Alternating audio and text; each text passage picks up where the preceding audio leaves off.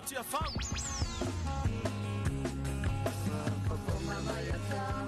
Ai whawhewhea whale whatu e nari.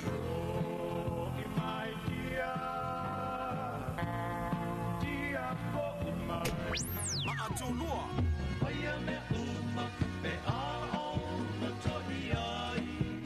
Siaki la bana. Tapu o tonta chill.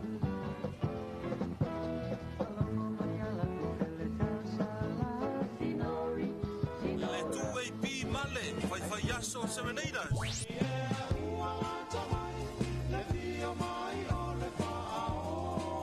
Asuao Felicia Micaele.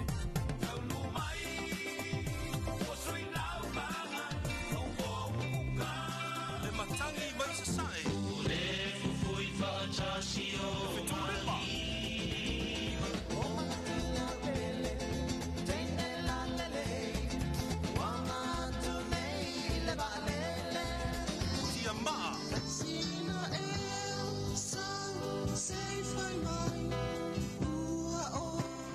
Heavy Tama.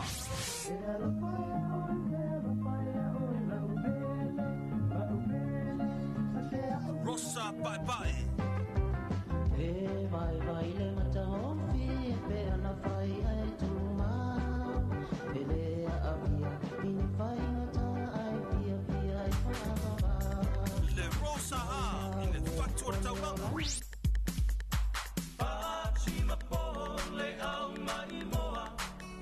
Le tele o nisio au fai pese ua le masino I lunga o si fofongo le aturu le 2AB. Talo falava vanya toloa alo tu fa longa mai nei la leo lima fa o 2AP mulinu. E vai ale kukuami.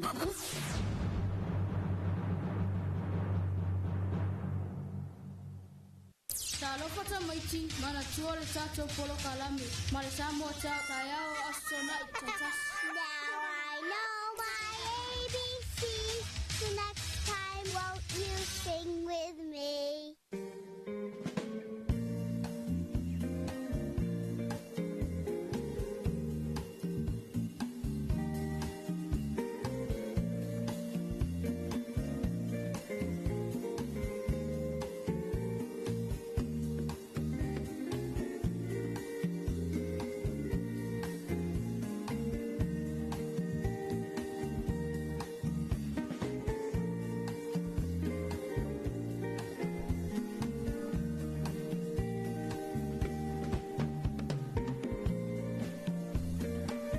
Fifia o folo fon fantalo fa lo tanto wanto no o ile nei foi tu lo le tai ao me se foi o le nei aso fo ma le nei tai ao fo ya o se aso fa benan fo populi so fo ma le o lo ju tanto wanto no ya me se foi ya le nei wonta to wo dia mai le nei tai ao fo le aso tofi la so suma le le nei o uni lo a fe lo se fo lima fa malo fo lau fa malo le on sai malo fo le tama tai tanto wanto no ele tal tonunga sa ya le tunu I malo longa ya matofanga il po ana po ya fa aftai ya ele sita na vale sa fa pole na ita to il po no le langa le tala le fifia ya ai me se fo o le vi inga fa fo ile tua wa o ina i luilu matalu tantu te uli mai le nita ya fo ya sa wa sa mo mo la mo manu ya sa mala ya tia ita to te tu fisili lava ta tu te uli mai le ni ya so fo ya me se fo ya so fo popo le so fo maleola ya evi iam fa te ya luta tu ta pa usini le langi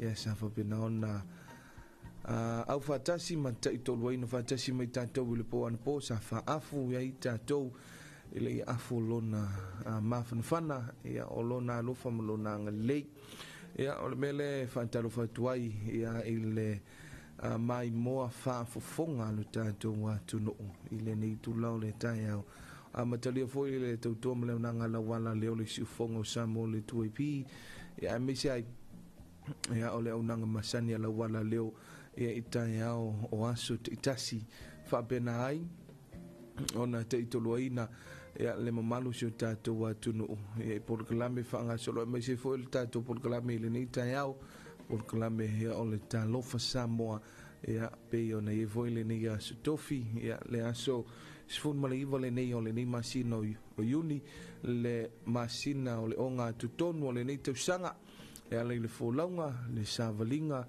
ia o le tatou atunu ua Samoa faatalofa atu ai le mai mo faafoga mai ai o Samoa i le nei taeao ia a matamai lava i mauga titele se paia se au pito i titi e tupu matamali fale o polu failauga fale tua matausi ia le malosi o le nuu tupulaga talavou faapea foʻi ia le fanau lalo vaoa io e faatalofa atu i le tatou polokalami lenei vaega o le taeao e le fagaluina foʻi faatalofa i le ʻaufaigaluega o le atua lofa pena ona asuina le puna vai o le ola i so se faitaulaga e fia i totonu Samoa ia a le iai la outou tatalo ma la outou pito la au ia o loo faapena ona manuia ai le folauga si o tatou atunuu o Samoa ia i lenei vaitau i le lutaluta o le tai ia ma le tele foʻi o le faausosoga ia o le alii o le lalolagi o lofa pena ona le peti ai ia le folauga Samoa e faafetai i la outou pito la au e le fagaloina foʻi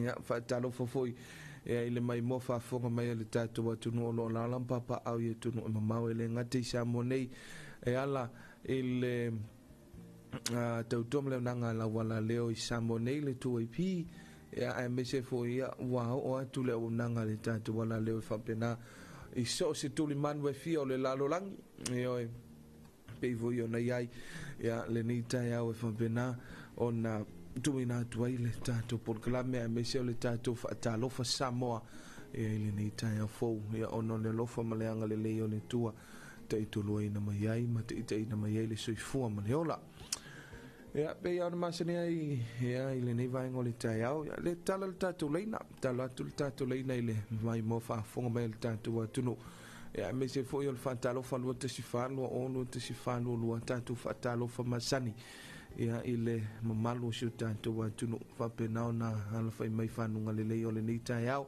ua o te talitonu ia ua faapena ona ma lei fo mai nisi o le mamalu o si o tatou atunuu au iai tatou valaau talofa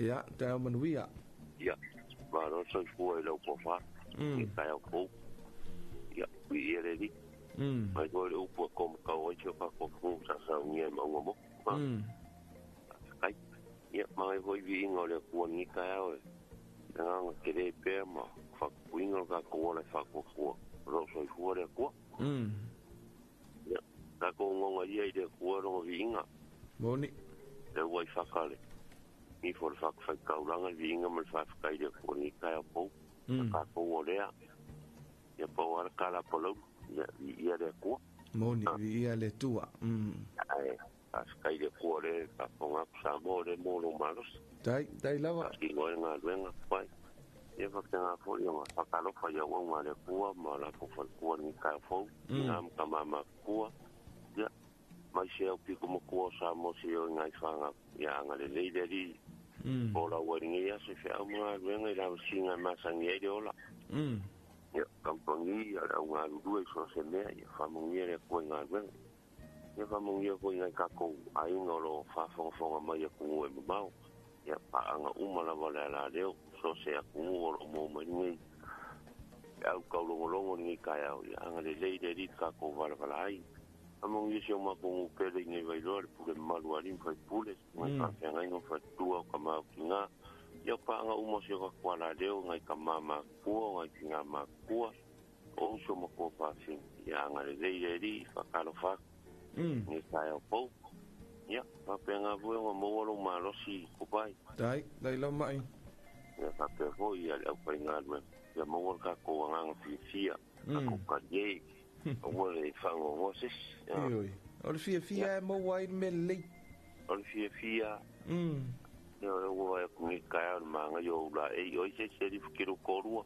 ia le whakalkali a kul ko inga pe ko iki kau mai ia ko inga o sale aula oi sale aula ngaira ioi ia ni ropo ku nga singa sefe ele kai whakamana no ko inga bea o ia se wha bea e lo pe la ai fua Mo ka mo falang ki ai o ke ro ka wa. Ngala, ngasa wa ku sa uma ke ve. Ngo sa wa ku me ka po kana me. Ya ka dia vela, awe ke pole ka o siaso. Aya. O ke ya ya so no mo soli. Ya ai. Yo. Lo fa mo oi. Dai la mai. Ai, ya lo ke mo so. Manuia le aso. Ya, mo ye po ya so mo nga so po. Ya. Da lo fa le sia tanto vala au. Kalofa G20 tu pa. Ya, tita lofa. Malo mo malo. Ya la kongwanga ngo amaka kweli tie pa umai kawa. Ya, mana ya. Kaya manuia lo fionga.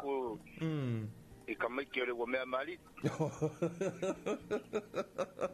La vai la ko wa ka lo ki kilo kula aka le mo o mai o remote nga mai o wa me asa uma ya isi awari nga o ko ha o ya wa me mali o mali lia pa wa re wa me mali na wa me mali lia me ke do fe ko ya pa kalo ba ku ya ke so mai ya me se lua ya la inga sango ngu ya ka kopa anga malava nga kinga mga kamaika ya ele nga ka koilea kasi siri la fakalo foi au nga kofi le kuwa dai la alo onga ole la ko nga wenga fai o fa ngo mangu ide ka ya ide aso ya awase mangio sio ka ko kungu ime foi wa kukupu mamele kukupu mamele wa foi mainga kukupu ya mamele wa umanga kukupu ya ewi lava ia kurang ya ro anga le lava le lo fa le i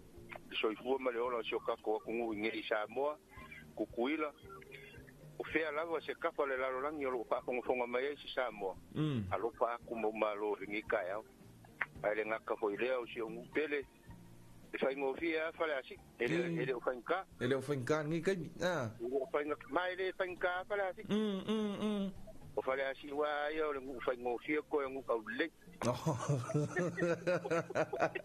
ya ai va pe ko ke la kan mala valele ya wa vo ila ngo o mele le uma e fa mo il malai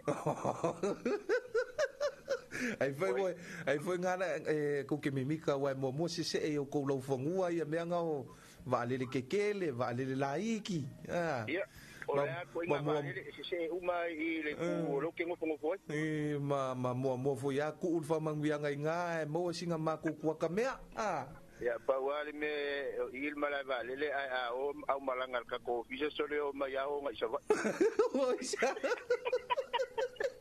usia aku tu lo lu mo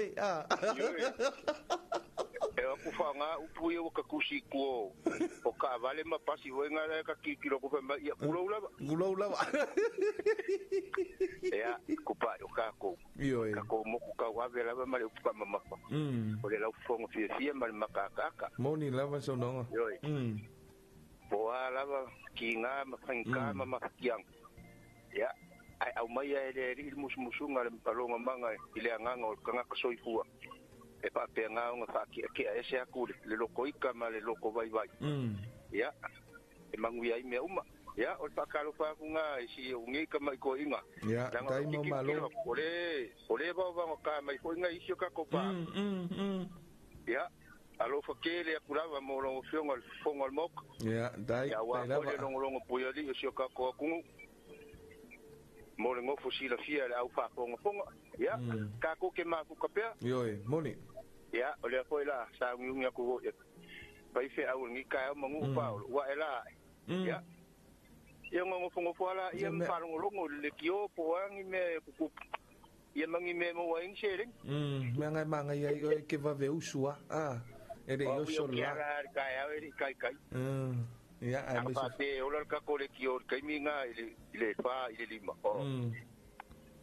ya ai malo le paso tai la malo kola au ngale ri pa pe nga ka imu ngi ka ya ia le fa tai mo malo tanto filong na ipea ya tai wa ia mai manguia ni sinao o tatu pa anga pe ona fa fongo mai foi tanto wa tunu ya ole tamai mai lulonga ma futu mai nai mo teli sala fai ya i palauli vai lo palauli fa tanu fa tu ta manuia ya il na sunga foi palau tu fama i le ni vai ngole tai au tamai mau malo mala tu ai ngai mafuta mai nai fale asiu ya pe foi ana fa fonga mai luta tu watunu ya o ta penanga lavo ya o le taiao ma fe au ma sande o le taiao tulanga o ta penanga o le fa nau ya onga ya me se foi ya o le tulanga foi le e pe o le mau ya ane ta to paanga ya o le va veala tuli le sau o le taiao tope ai fe au manga luenga ya ele yo so le la ya asai fo le la ya wa malolo wa map ya wa ngai fo le fale le paolo ya mtulang ve malolo ya to eta pena mai fo la ya le afia fi mtulang fa pena ya pe yo o vai ngai ya moli fo faftai ya pe yo na la to fatalo fai fo il tato por clamel ni vai ngol taiao ya au na le tua i te ya lo tato wa tunu ya mese fo yo paanga ya ma malo le atunu o lo mai mo fa fong mai lunga o le tato Facebook page ya o lo o ala papa au ye tunu ma lo susu e ale fa malama ya matilu tilu mai ya ma fiso so mai fo iso tato wa tunu ya ele se tato vala au ta lofa Dubai ya ta ya manuia ile fionga ya o te poala le ngole lainga oi ma lo so fu te poala ya so fo mo ia fo imane langi ma ka fingi va ngor ka o fo fa kai de ni o le wa fa no ngo fo yo lo mo ngo fo ile o ngor ma singa i lau sunga ile le fo wo se e mai ngo fo ni va ngor ka o wa fo ide ka wa o ngo ka ko fa salama ya mo dia ko lo fa anga ma fa mo ya fo i inga yuso nga wa mai aku pe ka nga ya mai ya pe fo i mo malo yo que mga foi inicio kako waenga por kako ala leo nga lo kon fayaku ya modia ku ya famong yang foi kako kungu ni yaso i yuke ma fai o de afenga yai ya awori kia me umai le anga le yo le ku o au de ke vala wa ku ni fa de la ungiwari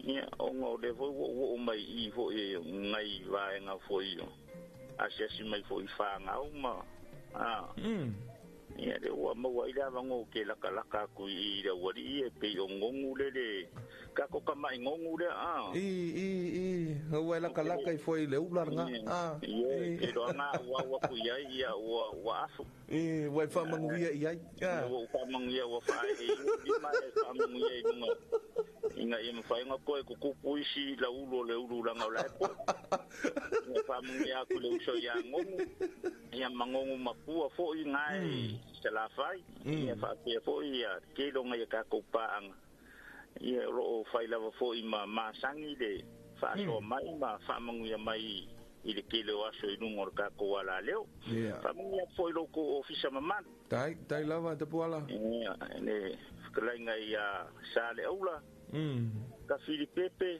ya fa pe fo ya va ai ya ma ele kau mai ana malanga a mau ia ya ele tau mai malanga mau ya ka ko ka po ia de a ho de la ko de kai male la ko de e al sklenga ia mau si dai lo fongie la fo si kai mo da ko ka di mai ia lo fongie de ko kai fi de mo mai I do ka ko ku ngei ma ya ai mangu ia foi le al fai vo la usunga de fenga I male ka wa me inga o nge yasoi o fuanga uma dai lava ta poala ya pe o se fam nga le memoria ku nge va ngor kayao ya wale fa fonga ngar ka ko ku ngu pa anga pe o nga masengai ya ngu ke ngar nge yaso dai fo dai lava ta poala ya fa man via foi le tua ya I tiu te foi malava singa ma tolu manga uma le ne yaso ya tatou felo ipea ya le ya so foi ya ya o nisi nau tanto paanga ya pe ona vala au mai foi ya le sunga foi pole fionga ya tampuala ya ile ni vaenga o taiao ya o fatalo fa masani lava pe ona tawul te mi sola ya pe ole anganga le ya male winga tonu foi le o tanto por kalambele ni vaenga o taiao ya misi foi taiao va ya so te tas ole tulanga foi le ole tala o tato leina tuina mai fo I fina ngalo ya mesi ai ya ole fata lo falava I lo tato wa tunu ele ngate na yo tato tangata I samone ya mesi fo I na yo tato ainga o lo au mauma au mau ia tunu e mamau ia pe fo yo nei ai ia ile nei vai tau o ia ono tulango sa ilinga manuia ni so le malo le tunu o mafuta mai lungo le tato Facebook page fatalo fatu ia pe yo na fatalo fa mai fo ia tato pa anga ia le na mai a pe na vala au mai le tato telefoni ni tai au ia le fatalo fatu ia le sunga ia mailolonga ia fitelenga mailolonga ia o le tumai mo malo ma la tuai ia me se fo tapuala le foto mai atu ia le fatalo fatu ia pe afele na foto ama mai tato fa salonga fatalo fa ma fa good morning aku ile tamaita ia Patricia Robati ma futa mai na isu vai fiti ile neita ia fa pe mai ta mo bien Dwayne ia vi ile tua mo pel malosi fa aftai fa man via foi le tua ia e to enga o fonu tanga o wai to Patricia so si taimi mo si tato felo inga ia ile vai so foka ika ia le pepa pi felang lang wa ia vanga le fiti mo le Patricia ia o lo ma futu mai neita ia ta mara Mikaele fa pe mai good morning ta ia man via ile o fionga ia fa aftai malo le usu malo fo ile tautua ile atunu le fo i vai va tu il tanto programmi fa aftai matango fie o le fata lo fa na avantu nei ya ta mara isale au le savoi ia man via tiu tu mga wengo fionga ai malawo fionga God bless fa aftai fa talo fatu ia ta ia man via ta mara Mikaeli le ni vai ngole ta ia ia ile tatu ai ngai mafutu mai nai sale au le moteli se la fai ia fa pena lava o nei tatu pa anga lava ia mo moli mai lava la tu walo fa anga lungo le tatu Facebook page e ala ile tautua me nanga la wala leo el tanto nunga ia le fa fong le tunu i tatu talo le tau e pe ona tuina mai ma au mai le official vai tau fu ai tiu te manga wenga ia me se foi o lava singa o fe au le afia ngai ma le tatu wa tunu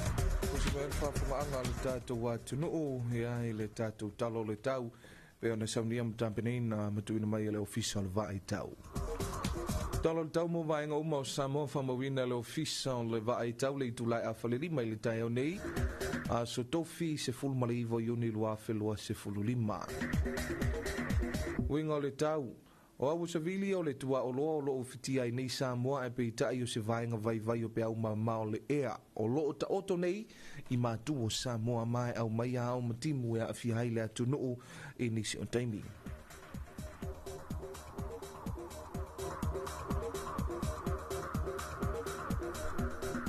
talo tau mo polu vainga matu i sifo falfampi manono mole so e au e nisi o taimi manai timu e tu ulu vavasolo ai sa e saute sifo ale pata sa fatasi umlefanga mole so e awa oe nisi o taimi manai timu e to ulu vavasolo ai talo tau mo sa vai sa e matui sa e sale longa sa le aula matui sifo a vao a sau fale a lupo ma saute palauli lata ne yafu mole so e awa oe nisi o taimi manai timu e to ulu vavasolo ai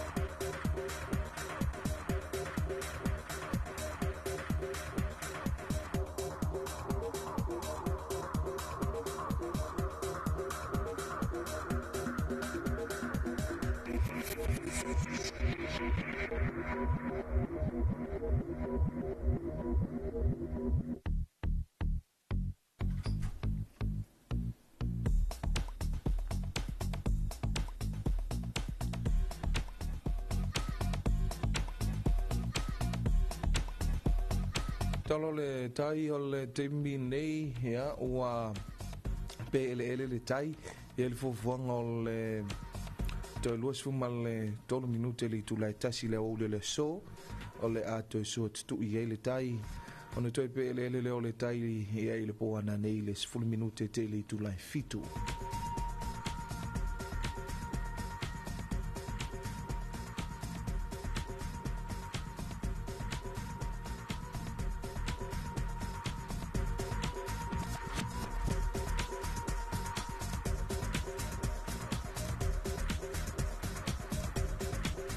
Whamtalanga winga lolo wao le tau no mera wha mo o ngā sami o Samoa whamawina le official wa ai tau le tu lai 5 i le tai au nei.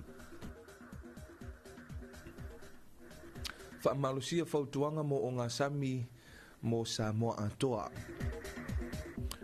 O se vaenga lo o awhia i se vili malolosi o le tua o loa o lo o ta oto i mātua o atu motu o tonga ma o lo o lata mai o ngā sami o Samoa o nei winga lolo wao ni tau e fiso soani au mai ngalu mawalulunga whaapea a uma e o antu i le tolu mita pe sili atu foi ma le vaai mamao e ono vaai a ai winga so wā ma le ngā lua o le ngā tei fale whaapea talawhatai o le asu whareile o le awha solo ai ina ufitia le atu nuu i savili ma lolosi anga i atu i le whai unga o le vai aso o pe au mamafo le ea o lo ofiso soani e una ia mai nei winga lo wao le tau o lo ta oto i lunga o New Zealand. Mai a ngai ma lie i se sae ma fiso soani e au mai a pea nei winga lo wao le tau i lunga o ngā sami manga te fale uma. O lea e alanga te tau wai o na wha malu si a pea le fautuanga mo o ngā sami mo ngā te fale ma o ngā sami uma o le atu nuu a wale saunga le mulau tele. A fianga e ono alia e mai e sou ma te tawhe au le sami. Ea o le nape o na whaafonga lo tātou antunu i le nei vaenga o le tai au.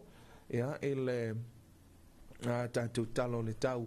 Le ape o na saunia ma tāpenina ea le ofisa o le vae tau. Ea matu ina mai foi, ea wā foi le mai moa ma le whaafonga mai o le tātou antunu ia ile nei vaenga o le tai au e fuanga iai tiu te mga luenga me se fo i o lava singa uma a sio tātou atunu ia wa tāle fitu whaatalo fatu ia inisio paanga ia me se fo i o le mai mo whaafonga mai o le tātou atunu ia ile nei vaenga o le tai au la tawia o le aso tofi aso sifun maliwa le nei o yuni lua whilua se fululima ia taunu mai foi ma tātou talafou pe o le saunia ma tāpenina e le vaenga o talafou wala leo le siufofonga o Samoa le tuaipi.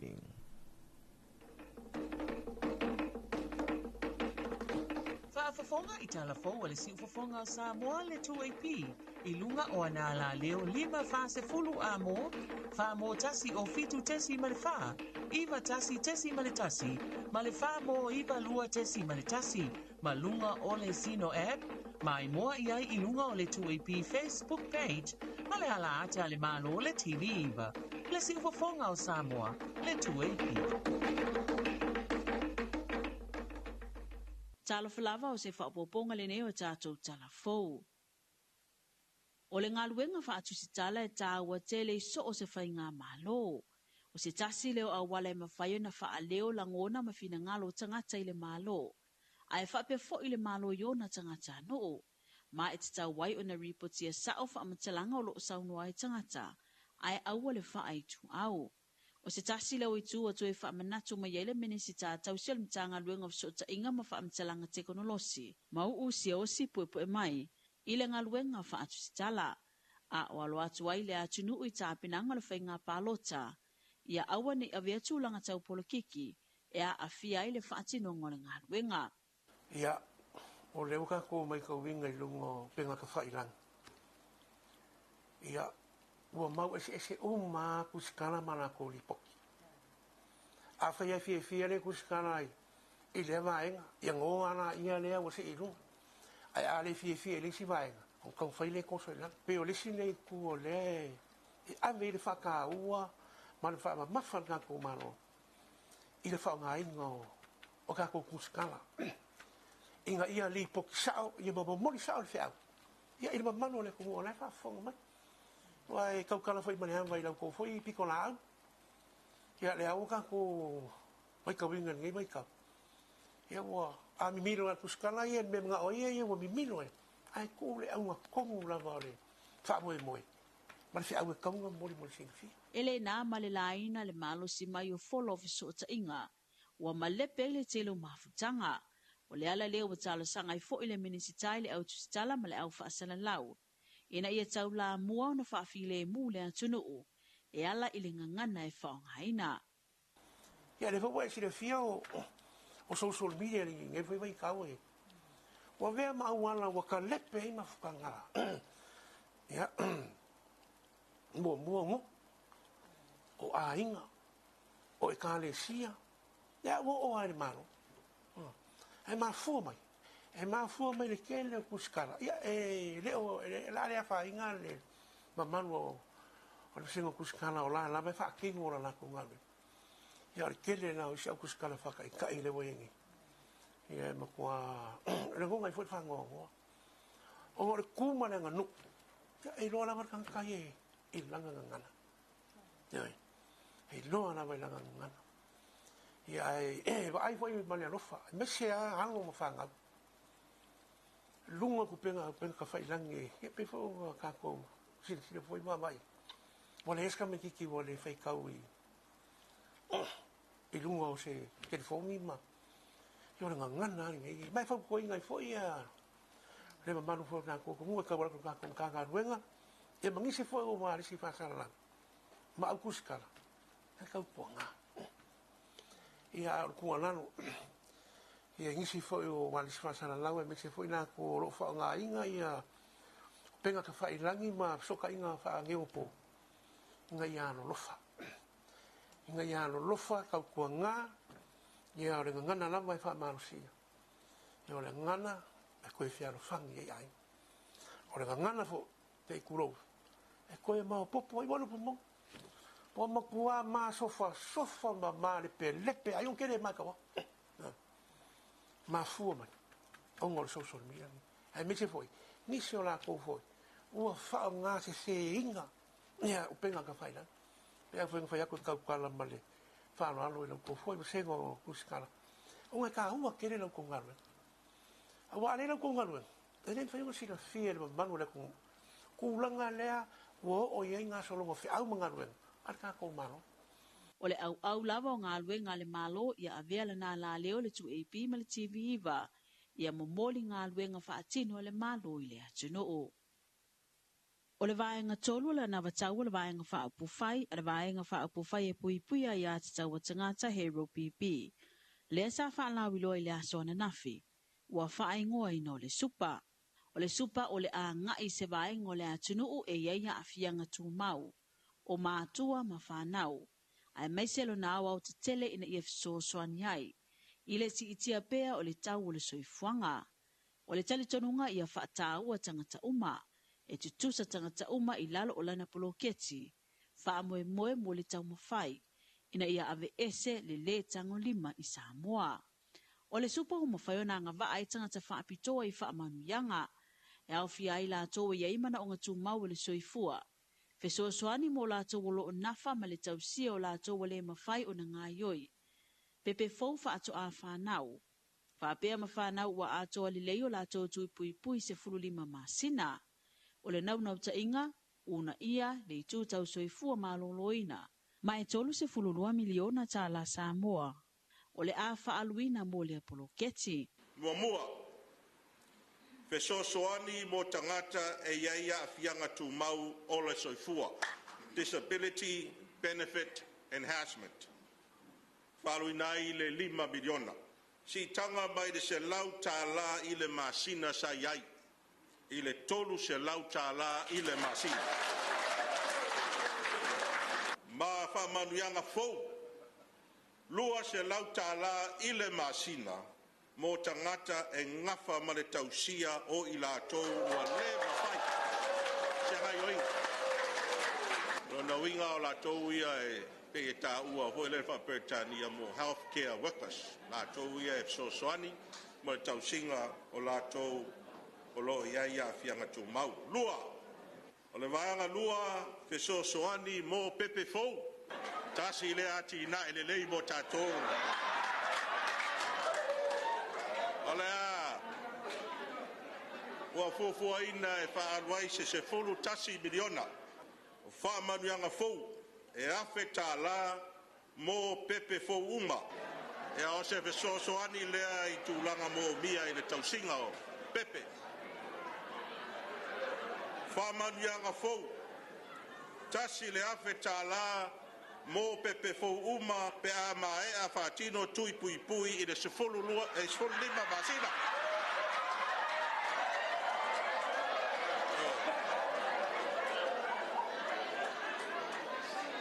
O le whamanuianga lea, mo le una ia o le soifua malolo ina o pepe. Ina ia awa nei toi tū lai mai le misela i Samoa. Mai si whama. Tolu. Le ai se la fonga mo tau mafa masani.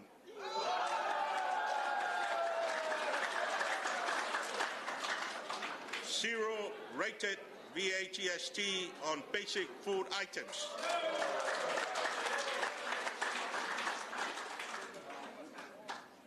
Fofuaina pe se fuluono miliona tala le vaenga lea. Whaamutaina la fonga whae atu I mea ai masani e pei o moa, e leni, a raisa, whalaomata, susu, e a maisi tau mapa pena. Mo le tui titia o le tau o le soifuanga. O nei whaamoemoenga uma o le ama whai na whaatino le Hero PP, I to tonu o le sela waso, pe a whai to e tusi au Samoa le whainga palo tolu manei, I la tau te taita ia le atuno o. E mau ese whina ngalo le atunu I le tu ai ngā whai ngā mālo mani taita I tula I mai, mo le isili matausanga I taita ia le atunu o. O nisi sao la tau whaailoa o I lava le whai ngā mālo tula I mai, I alo lofa I le atunu o. O nisi sao la tau whaailoa, o ni taita I malolosi matoa, ai o nisi sao la tau whaailoa, e mana o mia se whai ngā mālo I alo lofa ma whaatau nua la tau fulafulanga. La unga mano mga onga rei ia ka fia maua se whai ngā mālo lelei ngā iluma mau le luma ngā elenga karkami arkaimi a sau. Ke mga atula I misi whai ngā mālo alo lo whakangaka le aku uma mālo whai kangaka le aku wa kele ia le makiva maraka ngakao le soifuanga le wa ia ingi Samo. Ke mga ola I si whai ngā mālo e alo lo whakangaka ka moe le ali ine uma. Ai mana o mia taimi nei se whainga malo se fitinga ma se whainga malo e tū mau ma tau awera na wa tau lea whaawai le tua Samoa ia tau sisira iai leanga o le wata o le whaawai Samoa I le tua e ro whaawai sisi mea po se o ngala autu lou po se maa o le whaawai o le whaamua le tua ia tātou. Yo tato malo losi voila talo ile tua mo manu ia o whanau mai. Le hai foa I mai. Ai pe o se whainga malo le mna mia temine. Se whainga malo se au tu mau. Ma se whainga malo wha maoni ile tua. Uai o le ale whainga malo kako iai. Ia o le ngā. Ile ise si e whaapea a me au kasi ise pule ngā whainga. Ia kako kasi le pule mai le langu. Anga o ia pule ao ia Samoa o ia fo e pule a Samoa le ala whai ngā malo e kofia le atua ia kako malie ia I o le ngā ai le whaapea fo ila avea ngai whai ngā malo mangi mea te ese a ia I Samoa Samoa ia e kasi ia se o ke manga o se kai funga le ku le amio kong pau ngau le mea leu ke ngau ia ku lai mai se kai e amio kongo nga fai unga ma amio kongo fai unga tai e o uma ia le tunu ma e kupu le fia e tupu le fia pe a e faia le mea i le ami o tonu ma le sao. O te mana o se whainga malo e awa mamata ui le atua, whaia whai unga tonu masao a wale, alualu i lumo le tatou watu nuu, ia o se whainga malo e whaatino ala tau wholafolanga, ai le o se whainga malo na o wholafolanga i upu matala, ia ai e le o le leino na whaatino ina, o te mana o mia fo i se malo, e alo lofa ma wha maoni tangata nuu, ia o se palota fo i se sui e tūlai mai, ia e savali ana folafolanga uma e failo nei tu malo ai awole ku mai lo yanga e alu ale o e kia ai mako o le temine o lo fanga solo pe fa la lo va nga fa opu fai ya la tu ana vatau mo le fainga palo tolo manei o tala mai atu no mamao o tauli mai na nei le vaanga su ele malo in tieni fa maunga o leo na pueina mai le pito ilu mo le va alele le na tula i mai ele fa la lavi le vai aso na tenei o se tasi leo la asanga au tu i le tau wha amau tu wina le mafu anga tonu. Na tupu ai lea wha alawe i le waa lele o le ea India. O le waa lele sa fuafue malanga mai initia ilo ne tona. Ai tolu se fulu se kone talu o na tu wa atu, ai tu lai mai ai loa le wha alawe. Ina ua pa ui lungo le apitanga mota mai tia o nga wha fo mai i lea lava no whanga. Mai le lua se lau wha se fulu lua o lea pasese. E na o le to atasina wha asao ina mai li soifua. O le recorder po le masini pu e leo lea ua maua na te pu e ina uma leo i le pito i lumo le vaalele lea e iai pai late. Ua maua fo i le au sue le flight data recorder lea fo i e wha mauina umai wha amatalanga e wha atatau i le lele le vaalele e au fia i le sawa sawa o le tūlanga na iai le afi a mese le maua lunga o le lele le vaalele ma e manatu le to atele a tonu o le maua o ia vaenga tāua e lua o le a tau a taata mai ai loa le mea tonu na tupu na afua i lea whaalame. Talama te tonu o fiti. Ua whaanga solo i fiti le whaamasinonga te te e whaasanga i whala au whaasaina ma ua mawaile silia ma le wha tonu le whala au whaasaina le aisa. Whai mai a whaatawina pe ama le lua pilio na tala fitilo na tau. Mai lea so suenga na whai nadi. Na tutula i etanga te to fitu luma le whaamasino le vai aso taluai mōlianga e whaatatau i whala au whasaina. O le tūlanga na mata i tuina le lei e le to atele mai le whaamasino le vai aso taluai. O awala na whaatino ai le au mai o whala au whasaina le atuno o. E meso mesa whaongaina. O se la fia le to atele le whaatatelo le nei whaafitauli. E le ngata e fiti ai oisia tunu le Pasifika. E o ile ono se fulu moli mau o lea whaamasinonga o lo o whanga solo. O tātou telefona, manu e tele whi au mga lueng mone nei aso. Whaafafonga i telefo o le si ufafonga Samoa le 2AP i lunga o anala leo 5 fase fulu amo, wha mo tasi o fitu tesi ma le wha, iwa tasi tesi ma le tasi, ma le wha mo iwa lua tesi ma le tasi, ma lunga o le Zino app, ma i moa i ai i lunga o le 2AP Facebook page, ma le ala ata le malo o le TV iwa, le si ufafonga o Samoa le 2AP.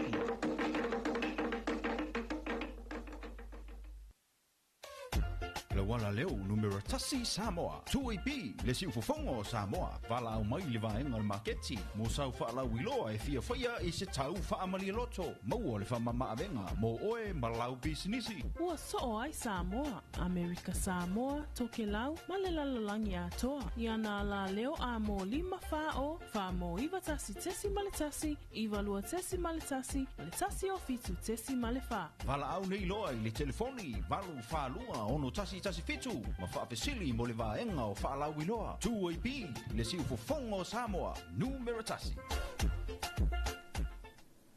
le nau whafonga le tātou wantunu o ia tātou tala fōwo le ni fui vaenga o le tai au ia le pe ona saunia mtapene ina mtu fantasia fonga inatu ia ele tamaitai ia pole sunga fo ia matha tamata whawai o le vaenga o tala fō mai vai whanua la wala leo le si ufongo Samoa le 2AP ua se fulu male iva minuti se fulu valu minuti le wate ili tula fitu ili tautua male nanga la wala leo le siufongo Samoa le 2AP e a peifo i ona iele nei vaenga le tai au e fifia i whaatalofa mau whalofa atu e a ilu tātou atu nuu e a peifo i ona alfa i mai e whanunga le lei a mese ai o le nei tai au fou vi ia ile tua ia tal tonu fo ile na wa mate tu langa tampenanga masani o le taiao tampenanga o nei fanau ia onga ia pito la au fo ia matua o le momolina ia o nei fanau ia wa fo ile onga ile nei sotofi ia ai me se ai ia o le tulanga o le whianga ia o le whanau ma suenga i le nei vai aso, suenga whaitaulia o le o ngā tutono o le nei tausanga whamanui atu le tua ia i tāpenanga fo ia nei whanau ia i tūlanga i suenga ia i le nei aso tofi e mese fo ia o le nei vai aso whamalo fo ia i la tau le aua tau walunga ina ia suenga ia na fo i walo i malolonga ia mese pe o na ia ile tanto university e au i Samoa ina i le papa i ngala ia le na fo i wotu ua ia mohalo fo i malolonga ia tapena i fo ia i ungo suenga o le semester 1 po le vaitausanga mua o maea ia lua tuana e whamalole o nusai ia o se tapenanga fo ia o le semester lo na lua ia e wase ai mo tapo inga nei matua sa po le whala maula le mulila ia awalava le whianga iai ma suenga ma onga i le navui i le nei fui tausanga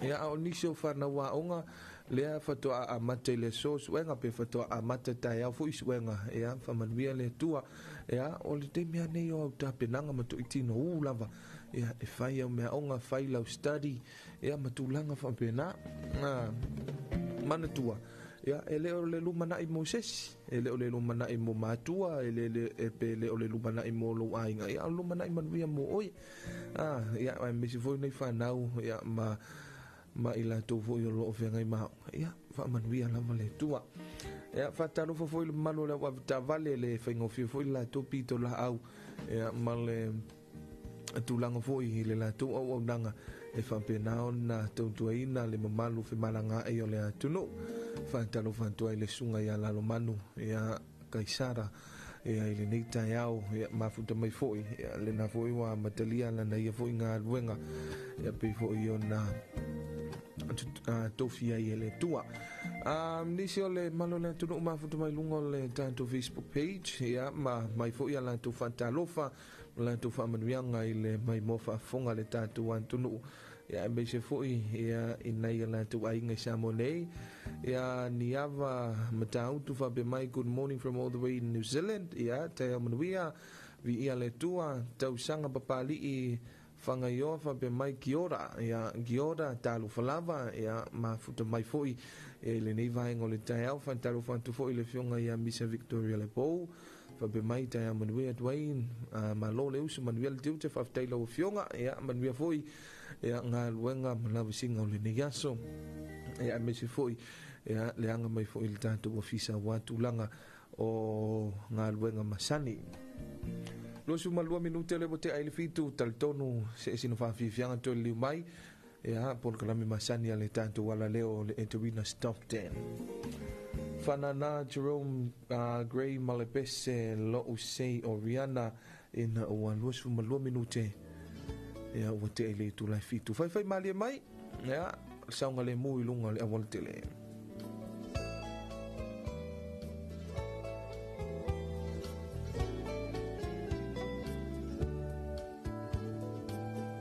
Lo sei Oriana sei essa salamai eteno fo mai maunga mai fama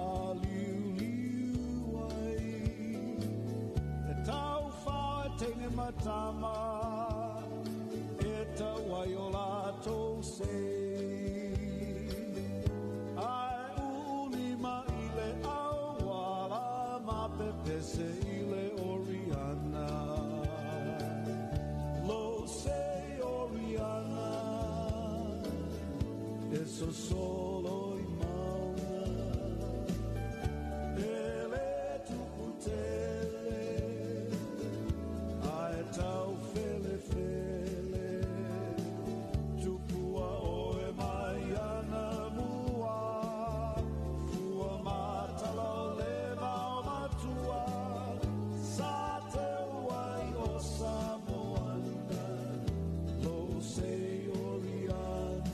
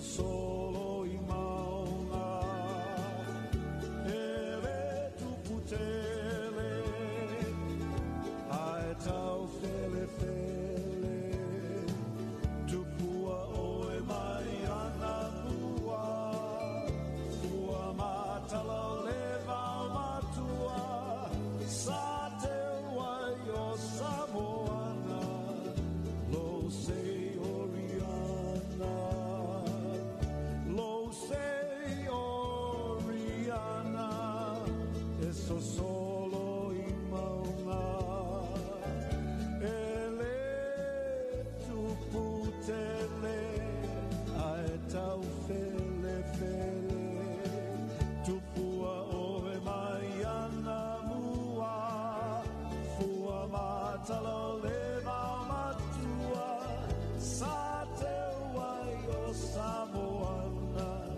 i lo sei Oriana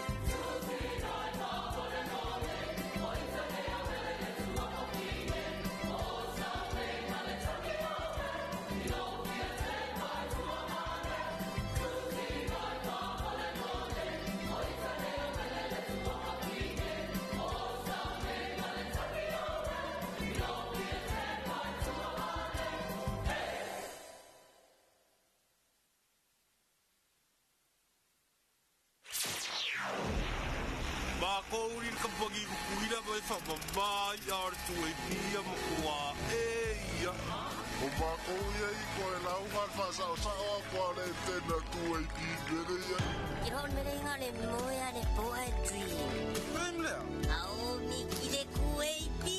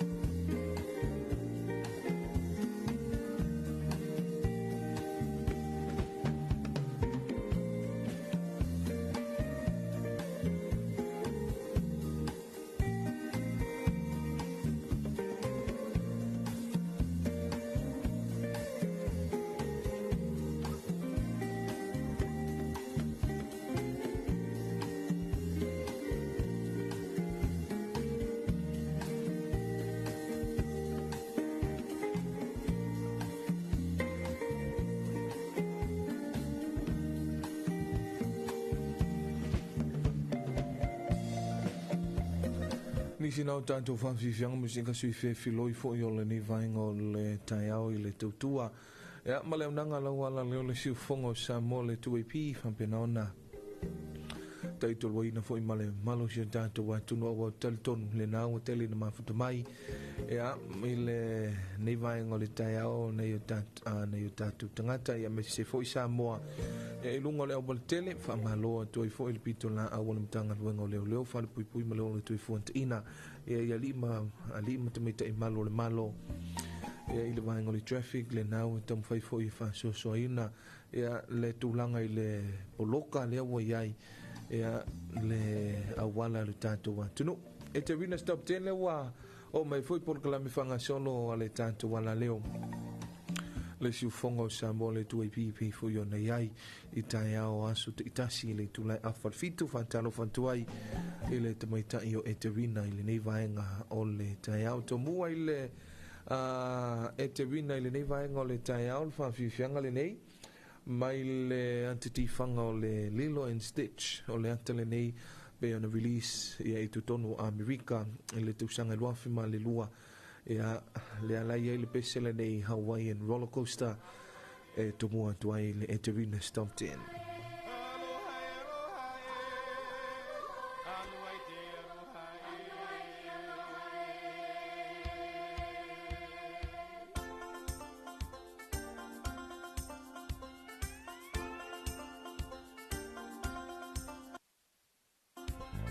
There's no place I'd rather be.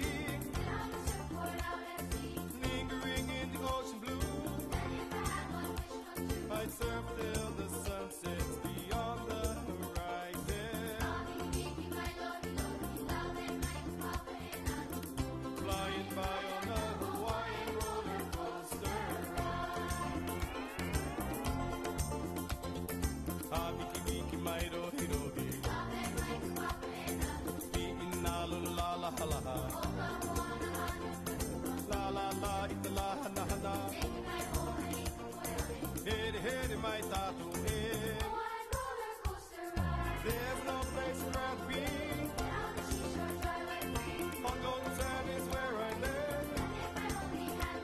I'd live till the sun sets beyond the horizon.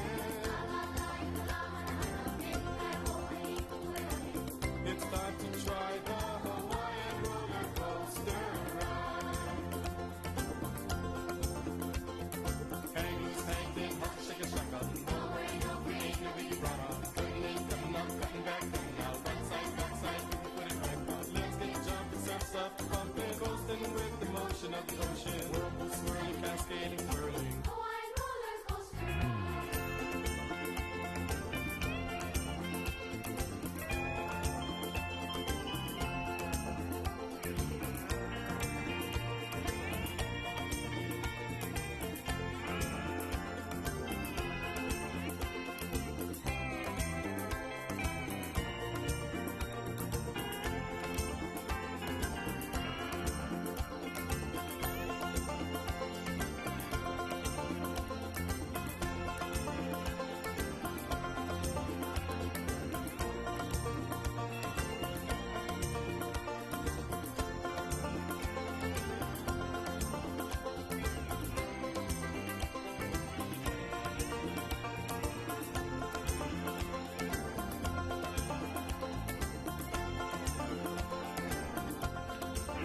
Whawhiwhianga na Hawaiian roller coaster ma le mai la te tifanga a le Lilo and Stitch lena release e le tausanga i luafi ma le lua se le si whawhiwhianga mai le whai pese a le toto ma le pese Africa. Africa is a song by American rock band Toto, the 10th and final track on their 4th studio album. It was recorded on June 1981 and it was released on the 25th of June 1982. I hear the drums echoing tonight, and she hears only whispers of some quiet conversation. She's coming in 12:30 flight. The moonlit wings reflect the stars that guide me towards salvation. stopped an old man along the way, hoping to find some old forgotten words or ancient melodies. He turned to me as if to say, hurry boy, it's waiting there for you. Gotta take a lot to drag me away from you. There's nothing that 100 men or more could ever do. I bless the rains down in Africa. Gonna take some time to do the things we never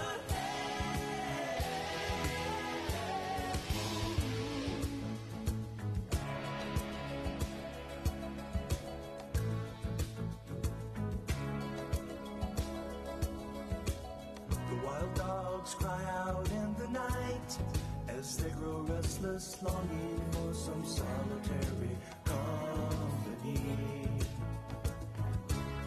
I know that I must do what's right, sure as Kilimanjaro rises like Olympus above the Serengeti. I seek to cure what's deep inside, frightened of this thing that I've become.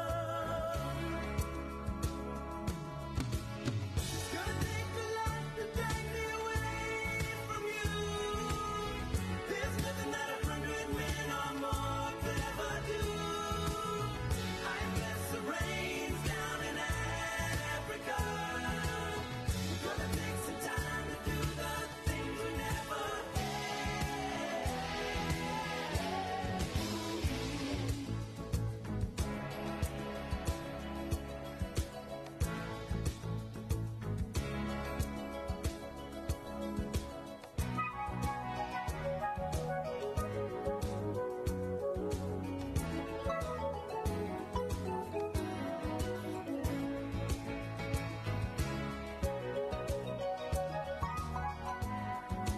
Hurry, boy, she's waiting there for you.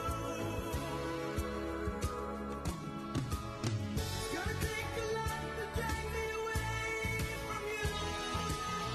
There's nothing that 100 men or more could ever do. I bless the rains down in Africa.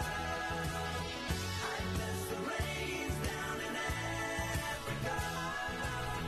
I bless the rains down in That was Toto with the song Africa on our Eterina Top 10. Next on our Eterina Top 10, Michael Learns to Rock, Nothing to Lose. This song was released and it was composed by one of the Danish soft rock band, and it was released on the 12th of September 1997. Make me laugh.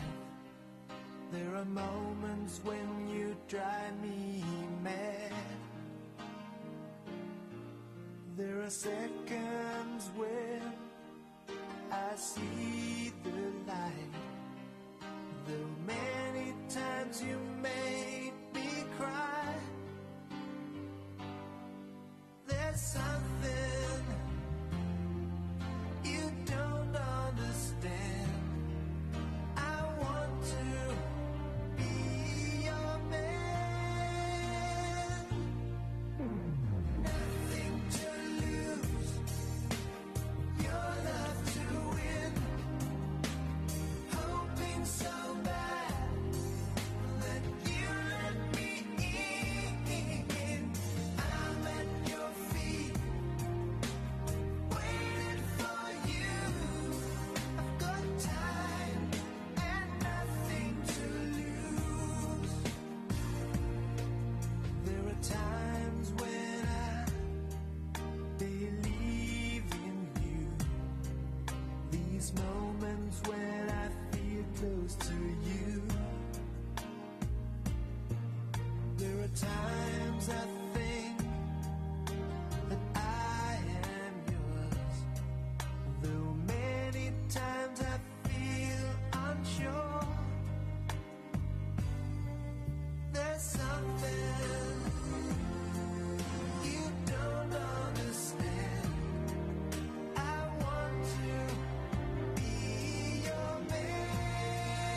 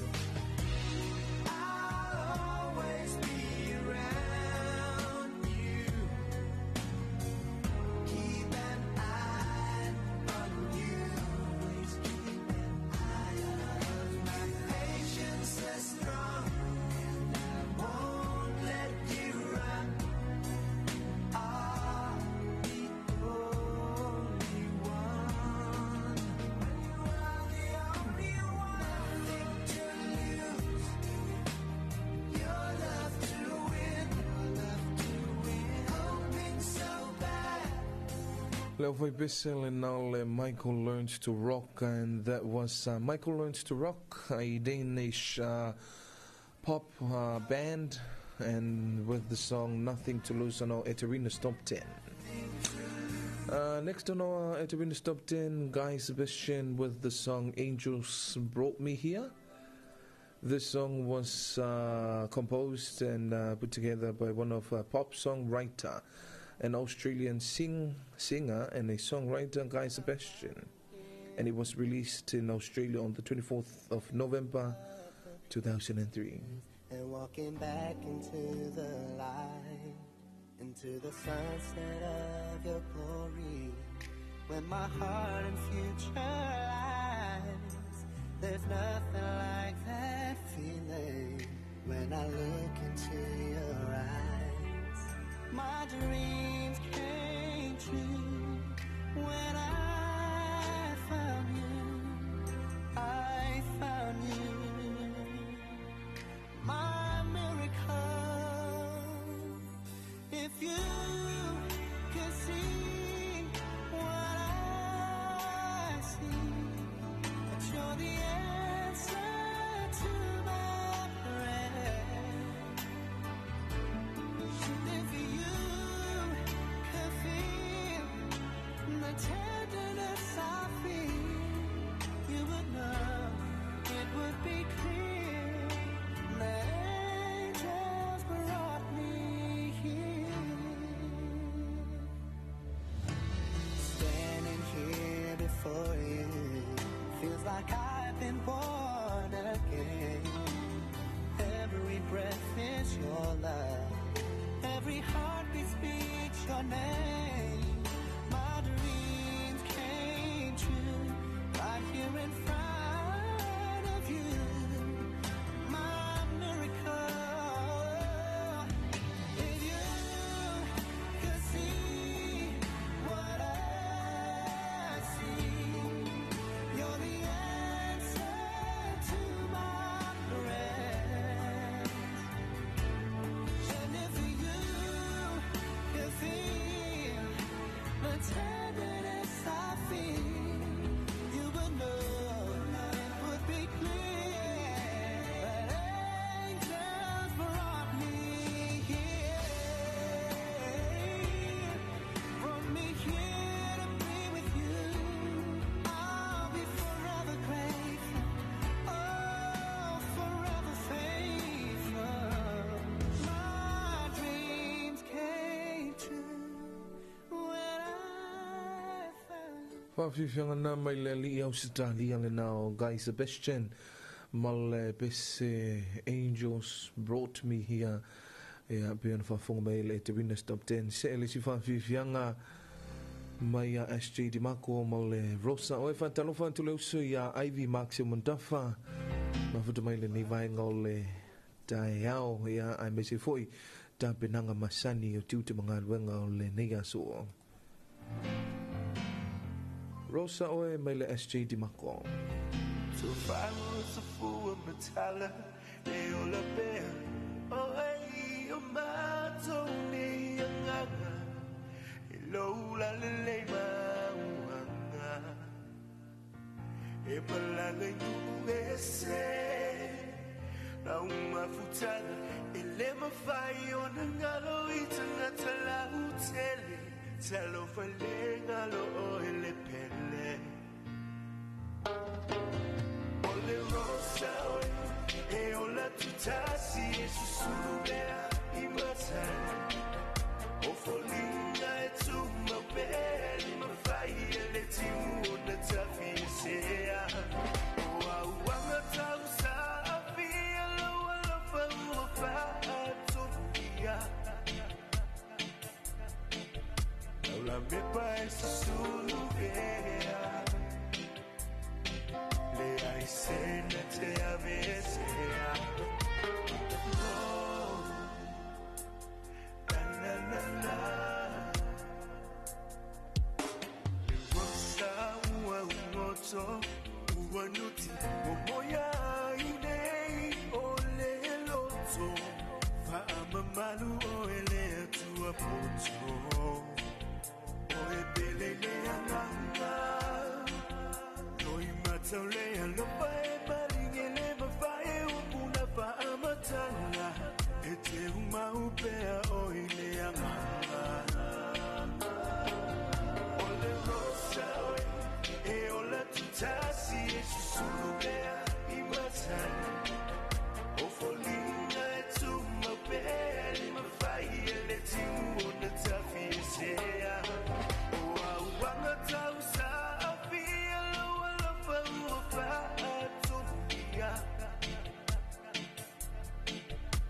la mepa es solo vea le hay cena te avesea oh oh oh na na na na ole rosa que un malucio loco ole rosa que un malucio loco ole rosa sa o swing Ole rosa que un malucio loco Ole rosa que un malucio loco Ole la namomo ai masina que un malucio loco Ole rosa e ola tutasi e susulubea i masana o folinga e tu mapeli mafai ele timu na tafi sea Whawhiwhianga nā mai le li o SJ de Marco Malarosa o el tanto pol klame o le Terina Stop 10 i nau atoe se 4 minuti on tāno le tu lai valu. Se le si whawhiwhianga e a amuia le masina e alo masau.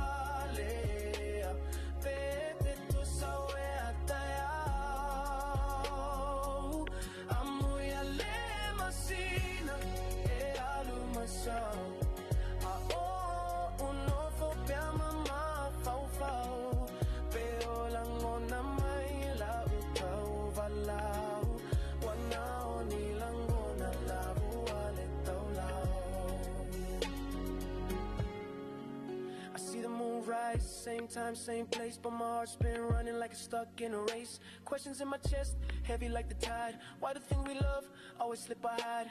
I pray for peace, but I speak in doubt. Will tomorrow hear what I'm crying out? The night don't talk, but the silence screams. Is this all real? Amuia le masina, e aluma sao. Ole alona uiga, ile olangane. Omomonga faiva.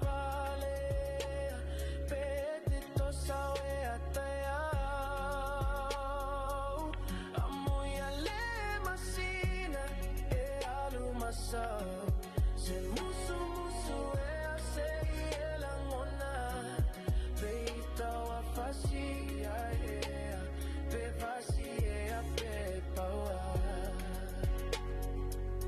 amoya le masina e aluma sao ole alona winga ile olangane o momonga faiva vale petito sao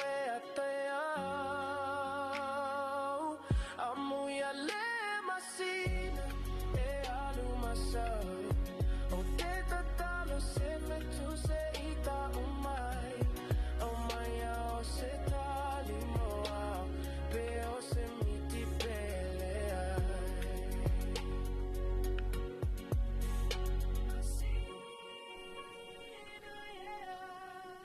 Amuia le masina I lunga o le tanto polo Kalame o le Eterina Stop 10 I oe o le masina lava ia e alu matoi sau awa te mafo foma mafa tele iai a ea se le si whawhiwhianga o le tanto polo Kalame o le Eterina Stop 10 Celine Dion Malepese All By Myself. When I was young, All By Myself is a song by American singer and songwriter Eric Cameron, and it was released December 1975. And in the year 1992, it was hit, and it was well known by the cover sung by Celine Dion. when I was young, I never needed anyone. And making love was just fun. Those days are gone.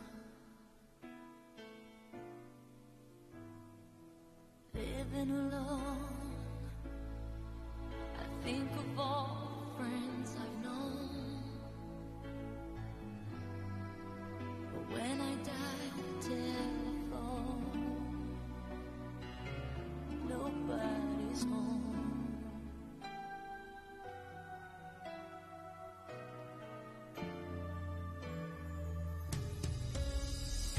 All by myself, don't wanna be all by myself anymore. Hard to be sure. Sometimes I feel so insecure, and love so distant and obscure remains the cure.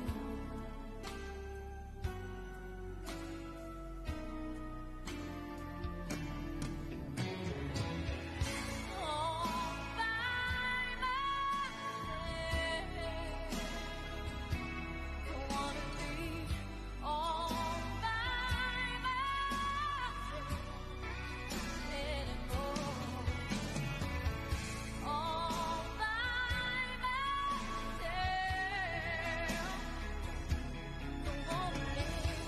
all by myself anymore.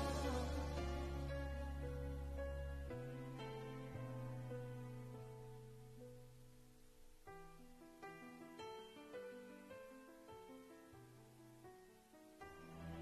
don't wanna live all by myself anymore.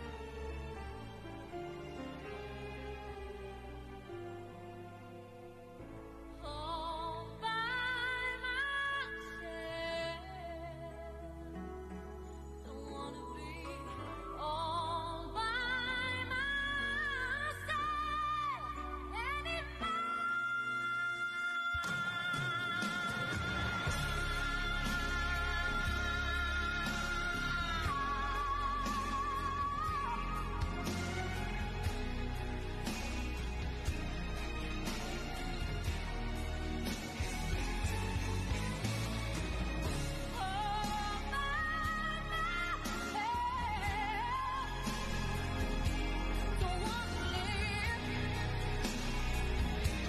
Tamatai o Celine Dion Malepese le All By Myself e al tato polo Kalame o le Eterina Stop 10. Ea, tawalunga al tato Eterina Stop 10 whawhiwhianga mai a Vania Toloa ea male Samoa Maupopo mai. Ea, whatalo whatuai ma whamanuia tuai ea le whianga I fwoi o le tamaitai o Eterina ea ma le a onga I le nei aso ea whamapena o na whamanuia le tua.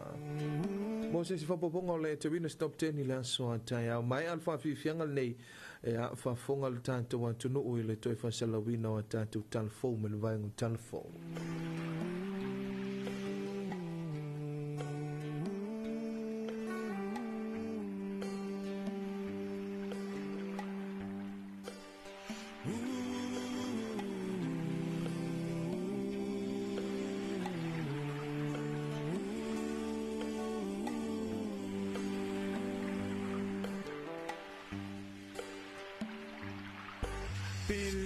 little lower I feel in my own love iliva yepi upu le muangangana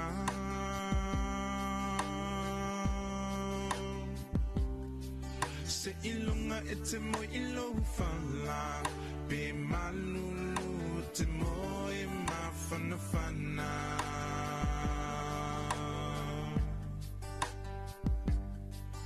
be ofea ole nei la lulangi te au mawai te mana tua lo atu no moni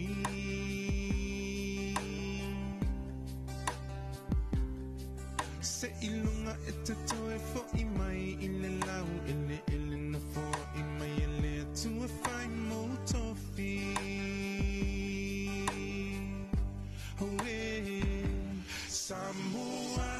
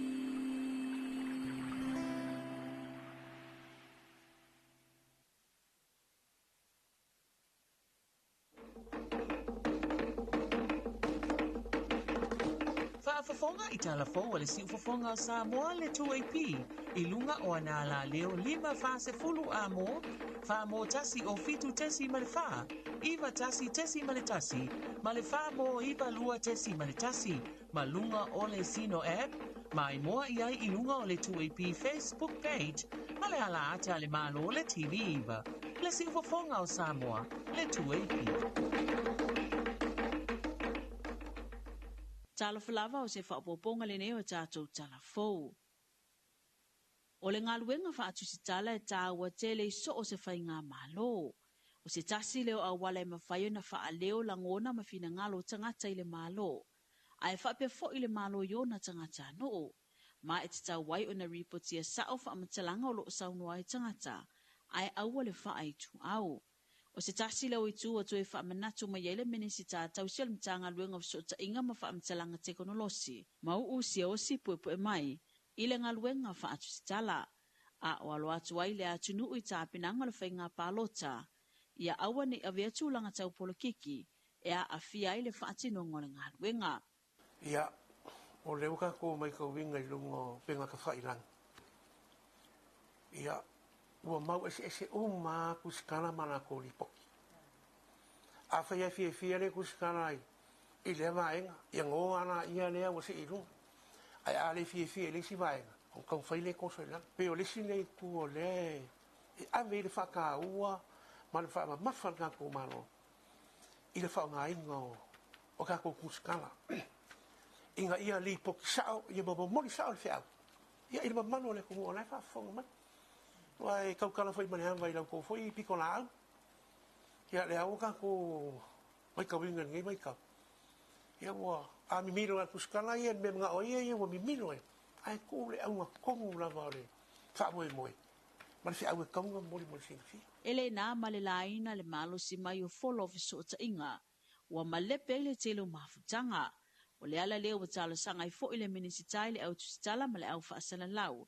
Ina ia tau la mua o na whaafile mu le atunuu. E ala ile ngangana e whaongaina. Ia le whaua e sira fia o social media ni ngai whai mai kau e. Ua vea mauana waka lepe i mafukanga. Ia, mua ngu. O a inga. O e kāle sia. Ia, o aere mano. E mafua mai. E mafua mai le kele o kusikara. Ia, e leo, la lea wha inga le mamanu o le singa kusikara o la mai wha kingu o la nako ngale. Ia, le kele na o isa o kusikara whaka i kai le wengi. Ia, e makua, le ngonga i fwoi whangoa ngoa. O ngore kuma le nganu. Ia, e loa lama kankai e, i langa ngana. Ia, e loa lama i langa ngana. Ia, e ai fwoi mani alofa. Mese a ango ma whangau. Lunga ku penga ka whailangi e pe fo kako sila foi mai. Wale eska me kiki wale whai kau i lunga o se telefongi ma. I ora ngana ni mai fo ko inga foi a le manu fo na ko mu ka wala ka ka ruenga e mangisi fo o ma si fa sala. Ma au kuskala. Ka uponga. Ia ku anano. Ia ngisi foi o wali sfasala lawa me se foi na ko ro fa nga inga ia penga ka fai langi ma soka inga fa ngeopo nga ia no lofa inga ia no lofa ka ko nga ia o nga na lava fa marusi ia o ngana e ko e fiaro fangi ai o ngana fo te kuro e ko e ma popo i wala pomo po ma kua ma sofa ma le lepe ai on kele ma ka ma fua mai ongol social media ai me se foi ni se ola ko foi ua fa nga se inga ia o penga ka faila ia foi fa ko ka kala male fa no alo ko foi se go kuskala o ka ua kere lo ko ngarwe awa ale lo ko ngarwe e den fa yo si la fiel ma manu le ko kulanga lea o ia nga solo mo fa au ngarwe arka ko mano O le au lava o ngā luenga le malo ia avea lana la leo le tu AP ma le TV iwa. Ia momoli ngā luenga whaatino le malo i le atunuu. O le vaenga tolu le na watau le vaenga whaapufai, a le vaenga whaapufai e pui a ia te tau tangata Hero PP. Le sa whaalawilo i le asona nafi, ua whaingoa ino le supa. O le supa o le a ngai se vaenga o le atunuu e iaia a fianga tu mau. O mātua ma whanau. Ai mai selo na awa o te tele ina ia fisosoani ai.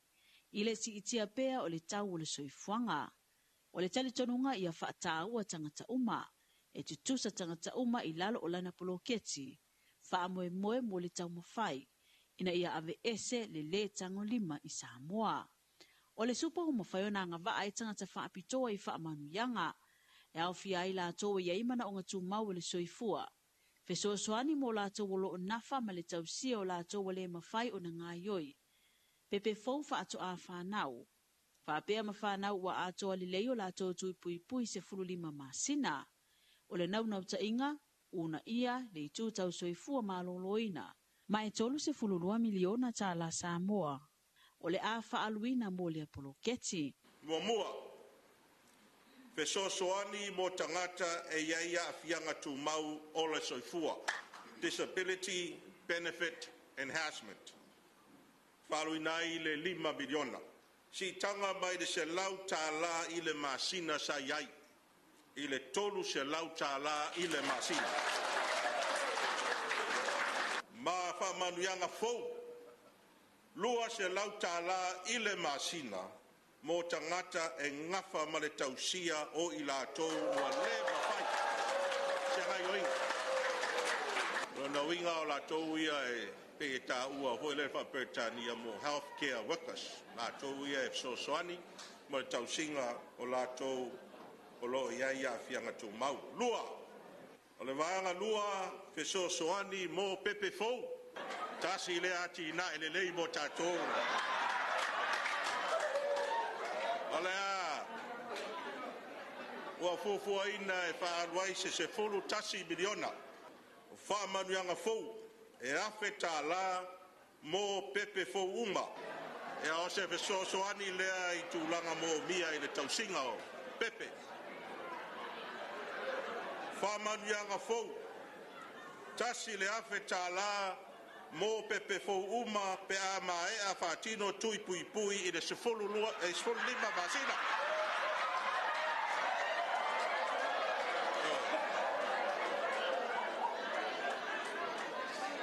O le whaamanuianga lea, mo le una ia o le soifua malolo ina o pepe. Ina ia awa nei toi tū lai mai le bisela i Samoa. Mai si whaama. Tolu. Le ai se la fonga mo tau mafa masani.